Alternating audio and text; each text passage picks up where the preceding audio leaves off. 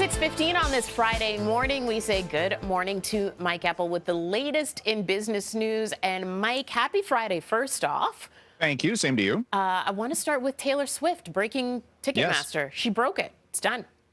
Pretty much. Yeah. Well, I don't think it's broken Ticketmaster specifically, but the site did ostensibly crash earlier this week. Tammie, good morning, with the pre-sale for the Taylor Swift tour coming up next year in the United States. We haven't seen any specific dates for here in Canada yet, I don't believe. Nevertheless, fans were outraged, and the general ticket sale today that was supposed to happen, that's been canceled outright by Ticketmaster as they try to figure out. Well, they say they're dealing with bots. That's their claim, that the pre-sale was sent haywire because the bots were online and trying to buy up any tickets that were available, and of course they were immediately up for resale at thousands upon thousands of dollars over face value, Tammie. But this whole issue, because fans were outraged, and the political types are getting involved now with a lot of calls in Washington about breaking up Ticketmaster and Live Nation. These companies got together back in 2009, and they're basically being accused of being a monopoly.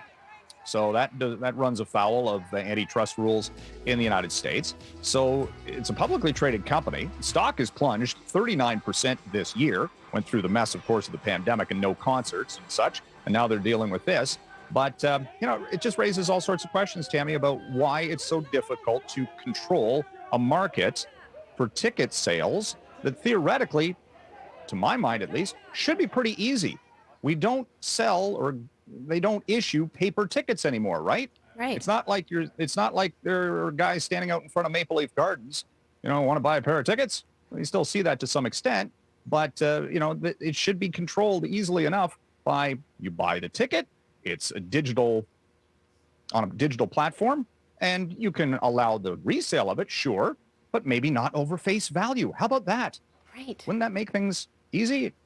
So much easier.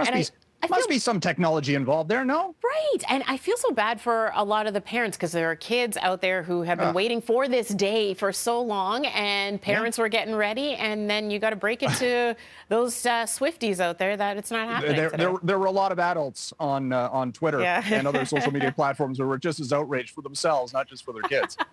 Okay, speaking of Twitter now, Yes. your email to me today was, how is Twitter still functioning? How? Apparently robots, because how many people have been either fired or left this company? Elon Musk had another how to win friends and influence people moment yesterday by telling the employees who were left, by 5 o'clock Thursday, sign this document that says you are going to work hardcore and extra hours, and everybody's got to be back to the office. And if you do not accept this, well, then you can leave and take 3 months severance. Guess what? Hundreds of employees apparently took them up on that offer, said, bye, see ya. And now the Twitter offices in Manhattan have been closed until further notice, by the sounds of it, Monday. But a lot of chatter on the platform last night. It's like, well, if this is the last tweet, it's been nice knowing you, because Elon Musk, cut half the workforce, and now a whole bunch of other people have left.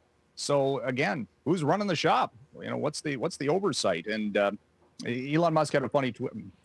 It said how to turn a large fortune into a small one. Buy a social media platform. He tweeted that? He tweeted that. Oh, wow. At least he knows. At least he admits, and he knows, right? But it's of his own making. Yeah. So it's bizarre to the max. And of course, we're all on Twitter, and it's like going, okay, now, where do we go next? Where do we go? All right. We're going to have to go to break, unfortunately. We have run out of time. Mike, have an amazing weekend. We will see you on Monday. All right. Thanks, Mike.